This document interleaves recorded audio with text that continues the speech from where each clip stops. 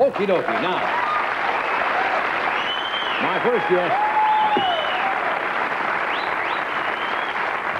My first guest, you all know, Farrah stars in a very lavish miniseries called Poor Little Rich Girl, which is the story of Barbara Hutton. It airs on NBC on Monday, November 16th for 2 hours, and then Tuesday, November 17th from 8 to 11. Would you welcome Miss Farrah Fawcett?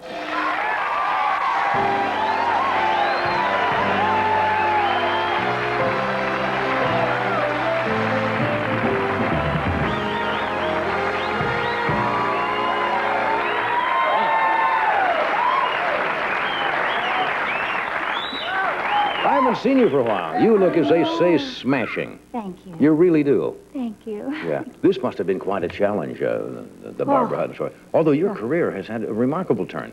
You went back, and of course you did, you know, you're probably tired of talking about this, but the original, the Charlie's Angels, was original. I'm probably one of the few people who know the original title of that before they changed it.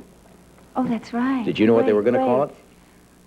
That show was originally called Alley Cats. Oh, it was? Yeah. That's right. And they changed it to Charlie's Angels. How do you know that? I remembered.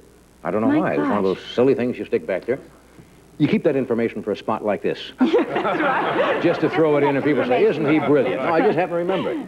And you only a year? You only spent a year on that show? A year, one season. Mm-hmm. And then you made the career move.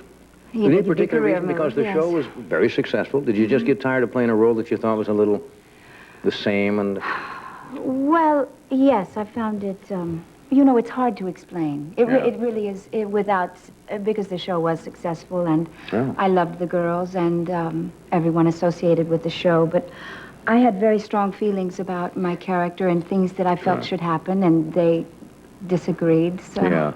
And it didn't really, I suppose, as somebody who really wanted to be an actress, you didn't feel like they used that old word stretch or something. I mean, it was pretty much the same thing every week. Yes. Beating up the bad guys. Well, I felt that they should go into a little more character development of each girl. In other words, I said, do I have a sister? Are my parents alive? Let's take I don't these think they really girls cared home. about that, did they? They didn't care. They want to put That's you in nice exactly look. what they They want to put you in nice looking outfits and look at. That's right. Look at you. Anyway, then you did a couple of movies that were not the greatest successes in the world. Did you really have a point there where you said, oh, wow, you did Saturn 3, I remember. Was that it? That's a good one. And, well, you know, and it didn't really work for you for a while. No, an interesting story. The title of that, before we finished, before I started, was The Helper. The Helper. And it was very interesting. It was about a manufactured robot who fell in love because he felt the emotions of the man who had made him. And it was very interesting, the script, before we started. And then all of a sudden... I don't know what happened. Now, lately you did The Burning Bed, which is marvelous. You did Extremities.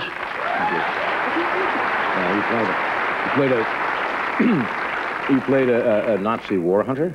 You've really had some really deep... Nazi war hunter. Yeah, in a way. Really kind of tough role. So playing Babs Hutton must have been kind of interesting. Now, for people who don't remember Barbara Hutton, for the younger people, she was the heir, some years ago, quite a few years ago, to the Woolworth fortune. And at that time, I think, when her father or her mother died, she was left at the age of 21, or was it when she was quite young? Very young, was left something like $50 million. And she was this child. Now, $50 million in those days, somebody calculated, would be worth about $1 billion in today's money. Exactly. This must have been fascinating to play a role like this. Did you do quite a bit of research? A lot of research. She was married also, I think, what, 7 times? 7 times. How many times have you been? No. No. I mean, that's overdoing it completely. Some of us overdo it, but that's really overdoing it. There was a lot of research available, you know, and information on her with press clippings, and I found a book of poetry that she had written, and some people, after we started filming, brought in letters and telegrams that she had sent and back and forth. So it was interesting. She was very enigmatic, though. Did you read the book? Yeah, I have. And she, while she, of course, had all this money, she didn't get much sympathy from people because of all the marriages and this rather lavish lifestyle. But did you find out something about her? Was she more of a real person? Was she a real person? It was hard for her to be a real person. Yeah. I think her mother committed suicide when she was 3, and her father said, look, I have a townhouse on 5th Avenue, and I'll be right next door to you.